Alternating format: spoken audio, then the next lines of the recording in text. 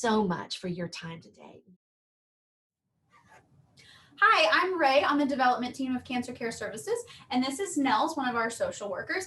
And I just wanted to take a little bit of time to ask him the question about how the intake process and what Cancer Care Services does when somebody with cancer or a loved one is calling about somebody with cancer. What happens when they make that phone call and a social worker answers the phone for them? So, Nels, I just want you to kind of walk us through a little bit about someone calls in and then they get transferred to a social worker. What kinds of things are they talking about, or what are they being asked? At the beginning of the process, we typically just ask for contact information.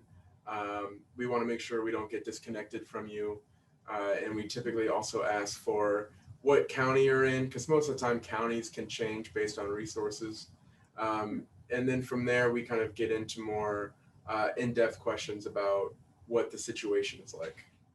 Or what kinds of resources are you going to be able to assist them with in-house within Cancer Care Services? So in-house, we have a few different programs. Primarily, we focus on prescription medications like pain meds, nausea medications, typical things that go along with whatever treatment you're going to be receiving at the time. We can also help out with premiums, whatever you're paying towards your medical portion of the premium. We can also help out with nutrition if you have a tube feeding or a head and neck based cancer diagnosis, and then gas cards and potentially some physical forms of transportation, depending on how frequent the need is and how emergent the need is. So those sound a lot of like a lot of financial services, and I do know that there's a qualification for financial services at Cancer Care Services. What if somebody doesn't necessarily meet those qualifications? What kinds of things can Cancer Care Services provide to somebody outside of the financial realm? So we can still provide things like counseling services, along with financial navigation to discuss what your insurance options may be, along with how best to approach medical bills and how best to pay them off over time, as to avoid affecting your credit too poorly. We can also provide just general case management. So if you're needing help with food, or if your county or office tends to have available transportation, we can research those options for you.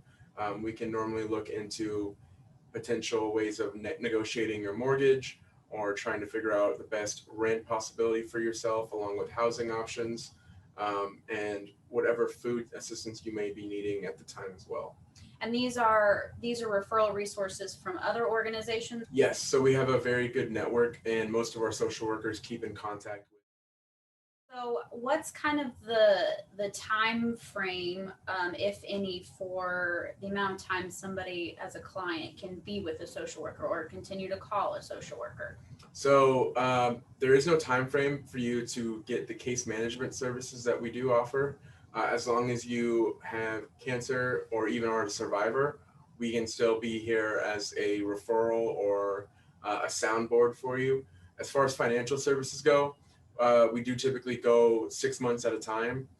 So at the end of 6 months, we kind of reevaluate and see if you can approve for another 6 months of financial services, and we kind of move forward that way. But as far as discussing anything with a social worker, that is always available no matter what. So tell me a little bit more about the counseling services. What type of client generally uses those services? So right now, our counseling services are limited to Tarrant County.